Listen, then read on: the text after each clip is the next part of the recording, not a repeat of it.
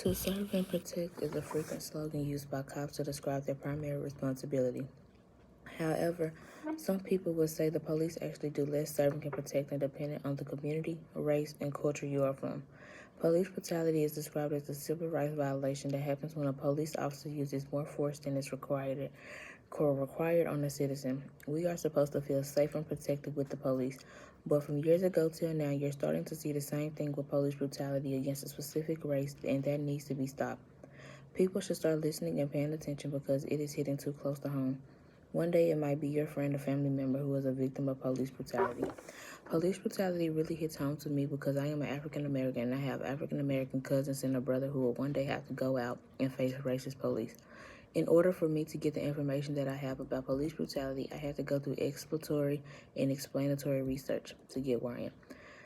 Police brutality has not only exposed latent prejudice, and it has also begun to divide our country. All of these incidents of police brutality, including Alton Sterling, Mike Brown, and Trayvon Martin, to mention a few, occurred within the previous 3 years and were all recorded on camera, exposing the reality to millions of people across the world. First, I will describe how African Americans are targeted by the police force more often than whites. Second, I will examine how police brutality leads to the death of innocent people. Third, I will discuss inconsistent and inappropriate discipline of officers who do not receive proper sentencing for their crimes. Not only has police violence uncovered latent harm, it has started dividing our society as well. All these police brutality events, including Al Sterling, Mike Brown, and Trayvon Martin, were all reported on the camera within the last 3 years of revealing the truth to millions of people worldwide.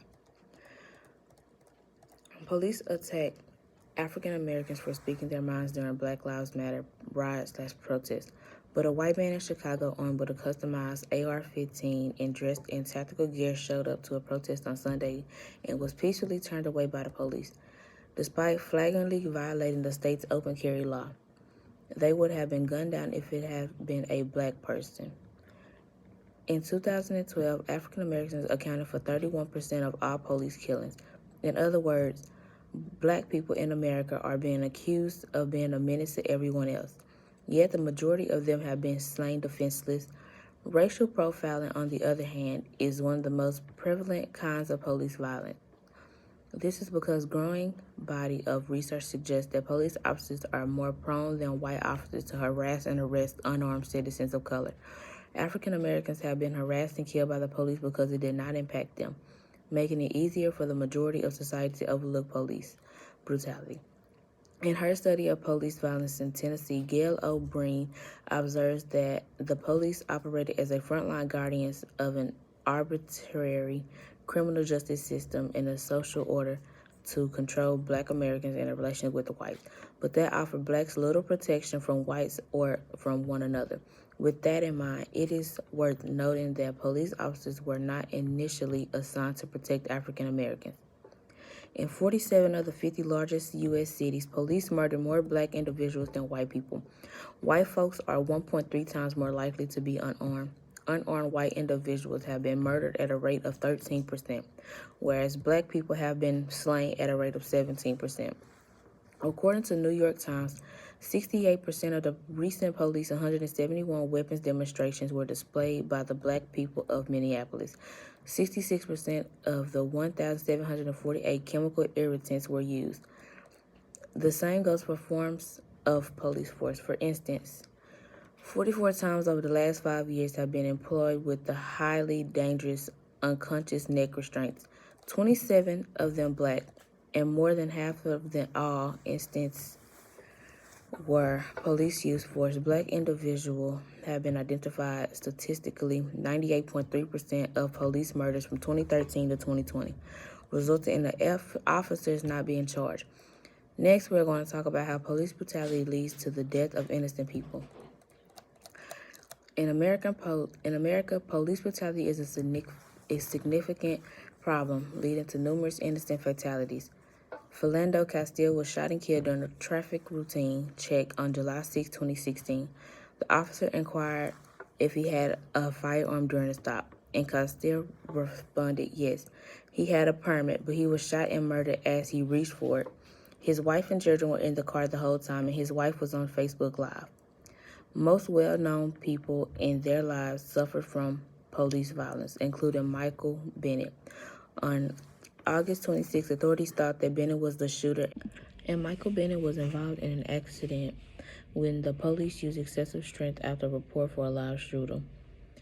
More examples of people who were innocent victims of police brutality were Breonna Taylor, a black medical professional who was fatally shot by Louisville police officers during a bungled search on her residence in March 2020, who was sleeping when she was killed by the police during a no-knock warrant.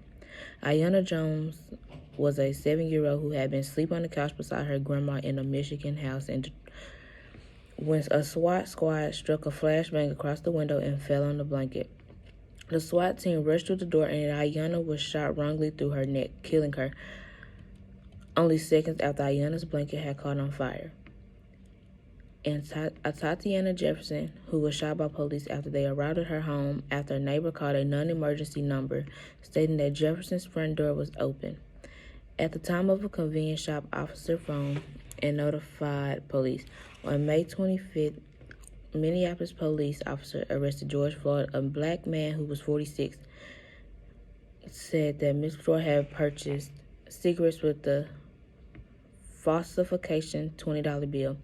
17 minutes after the first squad vehicle came on stage, Mr. Floyd was unaware and pinned under 3 police officers without any indication of life. When you have police officers who abuse citizens, you erode public confidence in law enforcement. That makes the job of good police officers unsafe. Last, we will talk about inconsistent and inappropriate discipline of officers who do not receive proper sentencing for their crimes. Police should get the death penalty for killing innocent people. Instead, they get a couple years. Dave Bicking, a member of the board of directors for the Minnesota group United Against Police Brutality, claimed that more than 2,600 civil complaints have been lodged against police officers in Minneapolis since 2012. In just a dozen incidents involving 15 officers, a civil complaint complaining wrongdoing led to any sanction.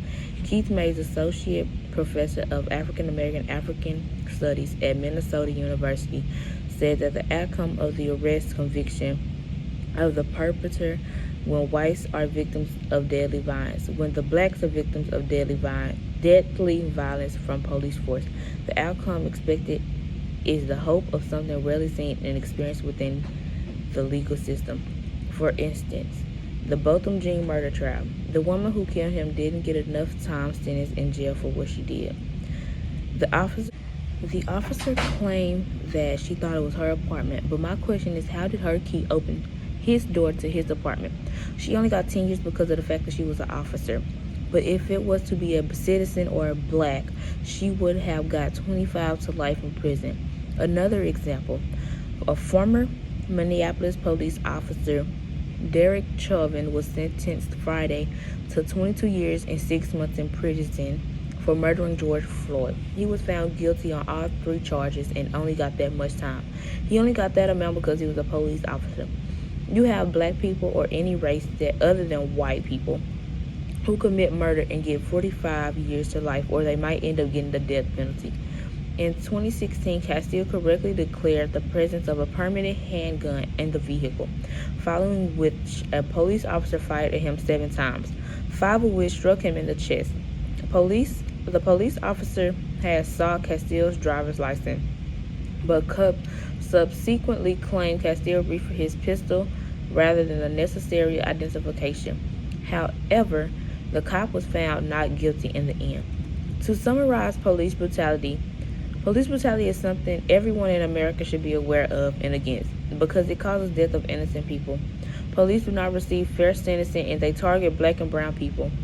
Police officers need proper training on how to handle specific situations and people.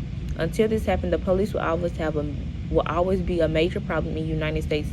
As a global citizen, I want the police to stop killing these innocent African American males because they feel as if they are a threat to society.